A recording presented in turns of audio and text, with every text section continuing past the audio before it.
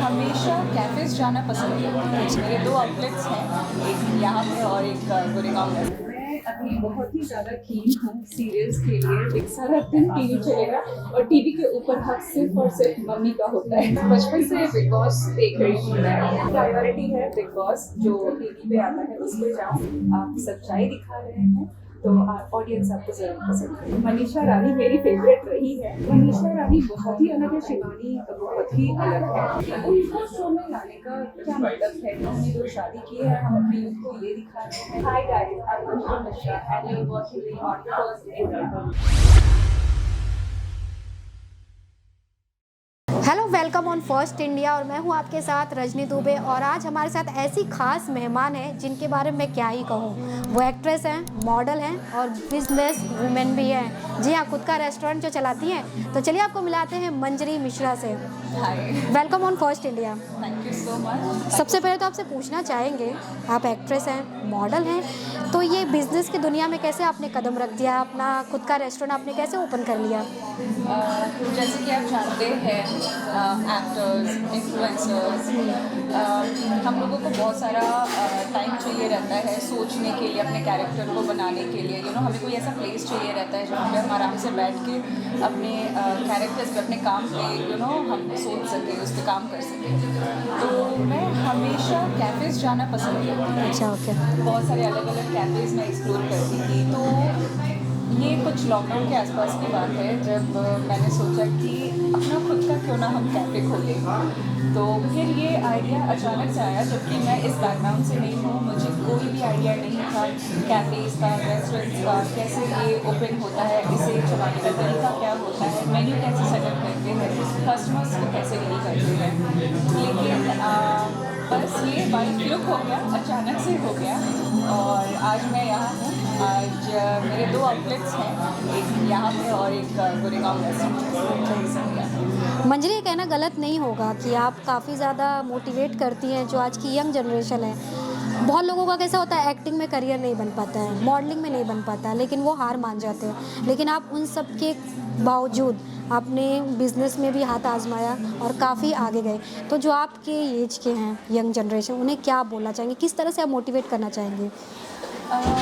मैं ये कहना चाहूँगी कि आप कभी भी सिर्फ एक रास्ता लेके ना चलें। मतलब आपके plan very true, very true.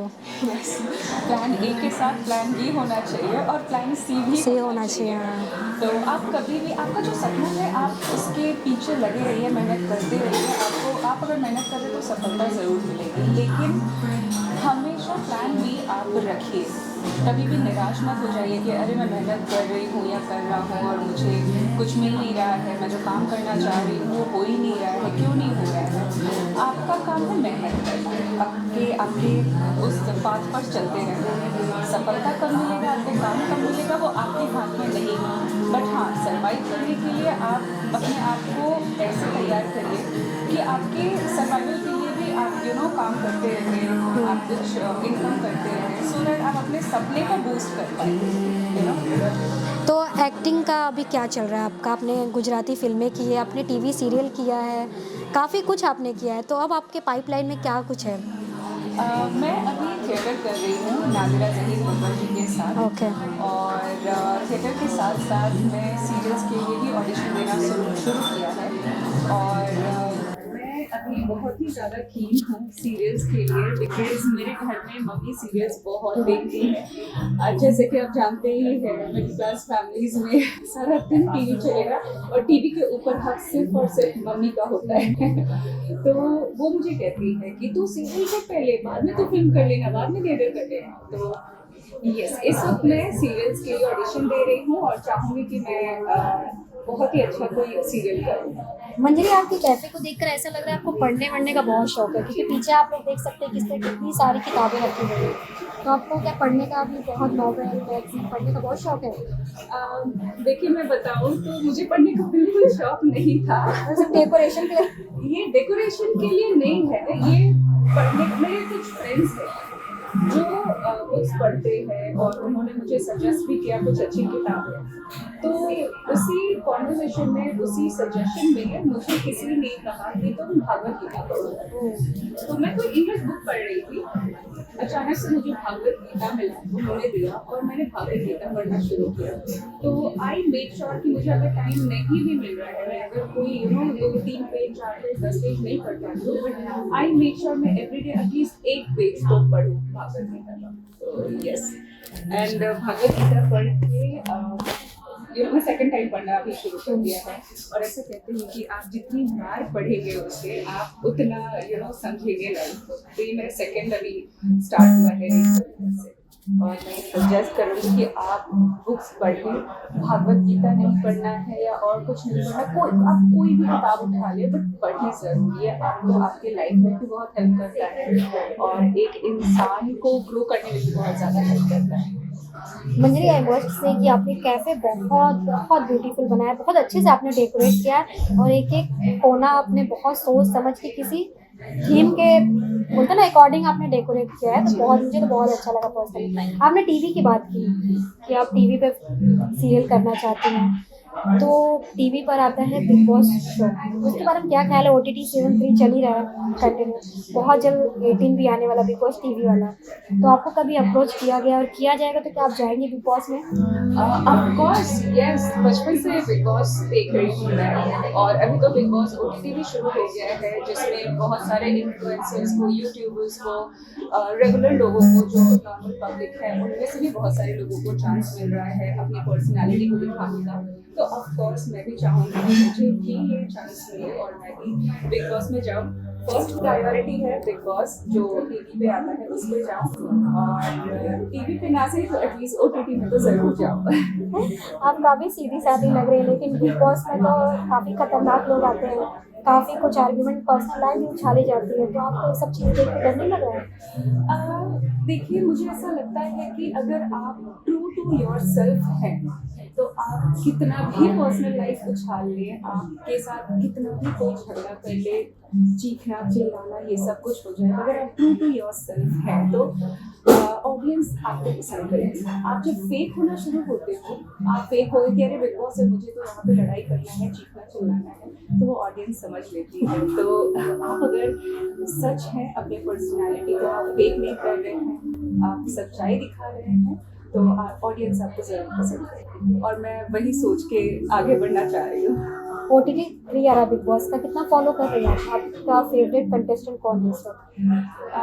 Big boss OTT की हम बात करें तो अभी तक मनीषा रानी मेरी फेवरेट रही है, और क्योंकि वो बहुत ही ऑथेंटिक रही है। उसने एक भी बार कुछ फेक करने की कोशिश नहीं की, कुछ जताने की कोशिश नहीं की। उसे अपने हेयर में सरसों का तेल लगाना पसंद है, तो लगाना पसंद है, एंड इसीलिए वो बिग बॉस के पहले भी फेमस थी of course, but big boss के बाद उसको इतना प्यार इसीलिए ही मिला और ऑडियंस ने उसको इतना सराहा। मेरे ख्याल से यही एक वजह है, क्योंकि वो अपना ट्रू सेल्फ दिखा रही है। वो तो 2 में थी, लेकिन अभी स्ट्रीम हो रहा है 3 जियो सिनेमा पे, उसमें एक शिवानी कुमारी आई है, उनको काफ़ी कंपेयर किया जा रहा है मनीषा रानी से। तो आपको क्या लग रहा है, मनीषा रानी को थोड़ा भी छू पाई है वो, जिस तरह से अरे भैया करके वो बोलती हैं अपने कानपुरिया लैंग्वेज में? देखिए, मुझे ऐसा लगता है ना कि जो फर्स्ट आता है, जो कोई ऑथेंटिक होता है, जैसे मनीषा रानी ने अपने देसी बना को उसने बहुत अच्छे से दिखाया, दर्शाया। और अब जो सेकंड आएगा ना, तो ना चाहते हुए भी हम कंपेयर करते हैं लोगों में। दोनों अलग अलग है, दोनों अलग जगह से आते हैं, दोनों का अलग तरीका है बहुत ही ज़्यादा। मनीषा रानी बहुत ही अलग है, शिवानी बहुत ही अलग है, बट ये नेचुरल होता है कि कंपैरिजन हो ही जाता है। बट मेरे ख्याल से अगर शिवानी अपने पर्सनालिटी को लेके आगे बढ़ती है, बिना किसी को कॉपी किए ऑथेंटिक रहती है, तो उसकी एक अलग ऑडियंस बन सकती है। मतलब आपकी फुल ऑन प्लानिंग है कि बिग बॉस ने अप्रोच किया तो जाएगी जरूर? अब बहुत सीरियस, मैं बैठी हुई हूँ, मुझे कोई बिग बॉस में बुलाए, मैं तो आने तैयार हूँ, बताओ। मैं कपड़े वपड़े लेके अभी समर के लिए बहुत अच्छा है, बहुत ही अच्छा। आप समर में, विंटर में, बारिश में आप कभी भी इसको पी सकते हैं। कॉफी को ना कौन बोलता है? यस। आपको डेटिंग पे आना है अपने लव वन के साथ, तो आप जरूर ये ट्राई करिएगा। यस, मैं चाहूँगी कि आपको एक सैलेड भी टेस्ट कराएं,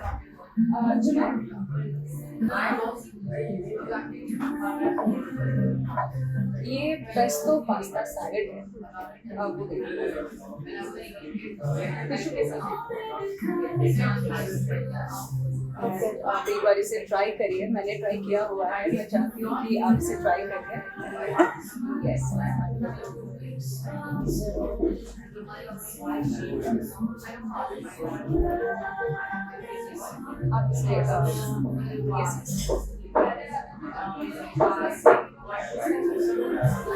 बहुत टेस्टी। वैसे मैं पास्ता इतना खाती नहीं हूँ, अब तक मैंने रेड सॉस वाइट सॉस ही खाया है, बट मैंने पहली बार एक खाया है, लेकिन मेरे को और सब बहुत अच्छा तो है basically- और हेल्दी भी है, क्योंकि आपने इसमें इस तरह से इसमें ये पेस्टो ऑलिव डाला है, बहुत सारे इसमें मतलब काफ़ी कुछ डाला है।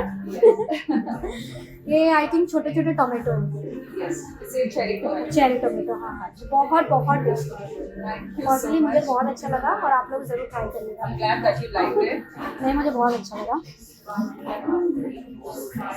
तो हम बिग बॉस की बात कर रहे हैं, बिग बॉस में तो आप जाना चाहती ही हैं, लेकिन जिस तरह से इस पर कंटेस्टेंट्स की एंट्री हुई वो काफ़ी कहा जा रहा है हिस्ट्री का काफ़ी बोरिंग सीजन है, तो क्या आपको लग रहा है ऐसा?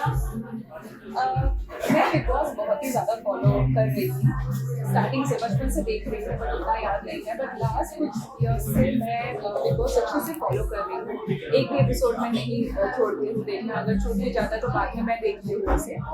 तो मैंने जो ऑब्जर्व किया है वो ये है कि बिग बॉस फेमस है पर्सनैलिटीज़ को लेकर आने के लिए, पर्सनैलिटी इन द सेंस कि जो भी लोग बिग बॉस में आते हैं उनकी कुछ ना कुछ जर्नी रहती है, तो वो जर्नी के बारे में हम डिस्कस करते हैं, आपस में बातचीत करते हैं, कन्वर्सेशन करते थे, तो हम एज ऑडियंस को सुनते थे और रिलेट करते थे, और हम बहुत ज़्यादा पसंद करते थे लोगों की हमने इन्हें टीवी सीरीज में देखा है, एल्बम में देखा है, बट ये इनकी रियल पर्सनैलिटी है। बट अब मैं जो देख रही हूँ स्पेशली बिग बॉस OTT में, तो जैसे चंद्रिका जी आई हैं, बड़ा पावर वो भी बिजनेस वूमन ही है। ये मेरा पर्सनल व्यू है कि आप बिल्कुल बुलाइए, आजकल सोशल मीडिया का ज़माना है, आप जो बहुत ज़्यादा वायरल हो रहे हैं, बहुत ज़्यादा फेमस हो रहे हैं, आप उन्हें बुलाइए सो दैट आपको व्यूज़ मिले। बट देन जो एक ऑथेंटिसिटी था बिग बॉस का, यार इस पर्सनैलिटी को हमें देखना है, इनके बारे में हमें जानना है, तो हम ऐसे जो लोग आए हैं उनके बारे में हम क्या जाने और क्या देखें। I am so sorry to say this, but I prefer watching real people जिन्होंने अपनी जिंदगी में कुछ स्ट्रगल किया, कुछ एक जर्नी रही, कुछ सुन के देख के हम कुछ सीखे,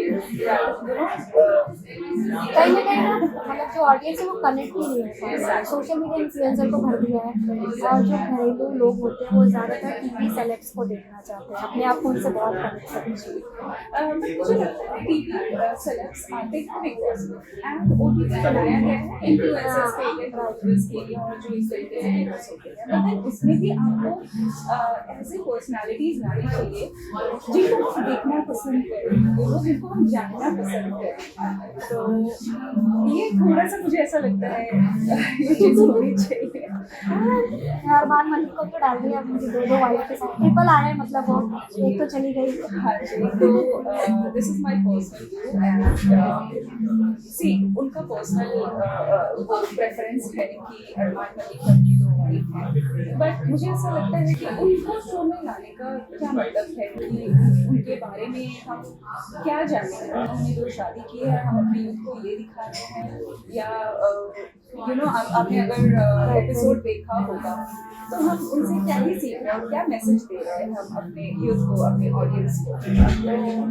I would not prefer watching them on TV और ऑन OTT। उनसे बहुत ऐसे लोग हैं जिनसे हम बहुत कुछ सीखते हैं, अगर ऐसे लोगों को लाया जाए OTT पे या तो बिग बॉस में जो चैनल है उसमें, तो ज़्यादा खुशी होगी। चलिए अब बिग बॉस की बातें छोड़ते हैं, जब आप जाएंगे तब ज़रूर आपका इंटरव्यू करेंगे, तो हम करते ही हैं। थोड़ा सा शॉर्ट में अपने फैंस को अपनी जर्नी के बारे में बताइए, किस तरह से आपने शुरुआत की, उसके बाद आपने इतना अच्छा शानदार रेस्टोरेंट ओपन किया, आपका फैमिली बैकग्राउंड कैसा था, कितना सपोर्ट मिला पेरेंट्स का आपको? तो मैं मंजरी मिश्रा हूँ, मिश्रा यानी कि उत्तर प्रदेश से बिलोंग करती मैं भी हूँ। दुबई हूँ। अरे वाह हम ही भरे पड़े हैं यहाँ पे। हम लोग का ही राज है। हाँ जी। तो मैं मिश्रा हूँ, लेकिन मैं कोलकाता में बड़ी बड़ी हूँ, पढ़ाई से वहीं से कंप्लीट की है और मैं क्लास 1 में थी तब से थिएटर में देखी है। और मैं पाकिस्तान में शो किया है, जर्मनी में शो किया है, बांग्लादेश में शो किया है, हिंदी थिएटर के साथ मैं काम करती थी। मैंने उषा गांगुली को असिस्ट भी किया है। NSD में मैंने हर साल उनका जो जनवरी में फेस्टिवल होता है उसमें परफॉर्म किया है। एंड मैं अपने पूरे खानदान की इकलौती पहली जनरेशन की फर्स्ट लड़की हूँ जो इस लाइन में आई है, इस फील्ड में आई है। और इसमें मेरे पेरेंट्स का बहुत ही ज़्यादा सपोर्ट रहा है। ऐसा हमेशा देखा जाता है जो उत्तर प्रदेश या छोटे शहर के होते हैं उन अच्छा नहीं मानते इस इंडस्ट्री को, उनका ऐसा है कि पढ़ लिख के कुछ और बन जाए। हाँ, मतलब एक सिक्योर जॉब हो, इसमें नहीं है। तो आपके घर में कुछ ऐसा हुआ था? हमारे घर में भी ऐसा ही है, मतलब जॉब ही करो, पैसे कमाओ, सिक्योर लाइफ जियो। लेकिन जब आप तभी मैं कोलकाता से कोलकाता में मैं पली बड़ी हूँ और वहाँ पे ऐसा है कि पढ़ाई लिखाई के साथ आपको एक आर्ट चुनना पड़ता है, B it acting, B it dance, art, music. जैसे कि आप जानते हैं कितने अच्छे अच्छे सिंगर्स आते हैं कोलकाता से। तो मेरे पार्ट में एक्टिंग पड़ा तो मैंने थिएटर चुना। फिर किसी ऐसा कुछ भी डिसाइडेड नहीं था कि मैं इसे ही परस्यू करूँगी, एक्टर ही बनूंगी। बट बाई फ्लो मैं करती गई थिएटर और बहुत अच्छा मुझे काम मिलता गया और लोगों को मेरा काम अच्छा लगा तो मुझे बहुत सारे अपॉर्चुनिटीज मिलते गए। और जब मेरे पेरेंट्स ने देखा कि इस लड़की को लोग पसंद कर रहे हैं, इसका काम अच्छा लग रहा है लोगों को, तो इसको करते हैं। तो उन्होंने मुझे कभी ऐसा प्रेशराइज नहीं किया कि तो ये छोड़ दे और तुम कुछ जॉब कर ले या दूसरा काम कर ले, एक सिक्योर लाइफ जीए। उन्होंने मुझे सपोर्ट किया कि अगर तुम एक्टिंग कर रहे हो तो इतने अच्छे से करो, इतने मेहनत से करो कि फिर तुम इस चीज़ से अपनी लाइफ को सिक्योर करो। तो जिसकी वजह से मेरे पेरेंट्स का बहुत अच्छा सपोर्ट मुझे रहा है। कभी उन्होंने मुझे नहीं बोला कि ये छोड़ दे, बल्कि उन्होंने मुझे पुश किया है कि यही करो, अच्छे से करो।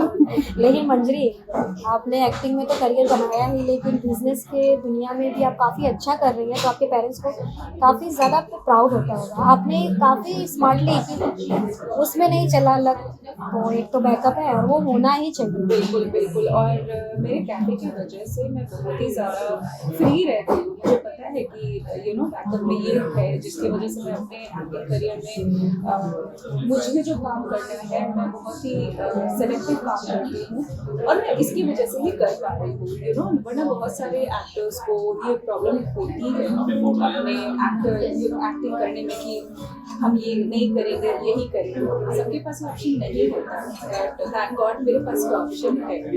सो यस, कैफे की वजह से मुझे बहुत ही ज़्यादा सपोर्ट मिलता है। तो मंजरी, सबसे पहले तो आपका कैफ़े बहुत ही अच्छा, बहुत अच्छे तरीके से आपने डेकोरेट किया है। कपल को भी देखो, फैमिली के हिसाब से भी काफ़ी अच्छे से आपने डेकोरेट किया। सबको मतलब बोलते हैं ना, सबको ध्यान में रखते हैं। तो कॉन्ग्रेचुलेशन पहले तो आपके रेस्टोरेंट के लिए, और होप सो आप बिग बॉस में हमें नज़र आए। अब लास्टली अपने फैंस को आप क्या कहना चाहेंगे? स्क्रीन पर किस तरह से सरप्राइज करेंगे उन्हें? स्क्रीन पर बहुत ही जल्द आपको सरप्राइज देने वाली हूँ। आप ही इंटरव्यू करने वाली है मेरा एक बहुत ही बड़ा प्रोजेक्ट आ रहा है। मोस्ट प्रोबेबली 2-3 महीने में लॉन्च हो जाना चाहिए। एंड मैं अपने फैंस को यही कहूँगी कि आप अगर सपना देखने की हिम्मत कर सकते हैं तो उसे पूरा करने की भी हिम्मत रखिएगा। हार मत मानिएगा। अगर मैं एक मिडिल क्लास फैमिली से, एक छोटे से शहर से, जहाँ पे कोई भी इस फील्ड से बिलोंग नहीं करता है, वहाँ से आके अगर मैं इतनी दूर आ सकती हूँ तो आप भी कर सकते हैं। होप सो जिस तरह से आपके खाने को, आपको जो भी डिश है खा के लोग वाव करते हैं, उसी तरह से आपको स्क्रीन पर देख के भी लोग वाव करेंगे। Yes, best of luck. Thank you so much. आपसे बात करके बहुत अच्छा लगा मंजी।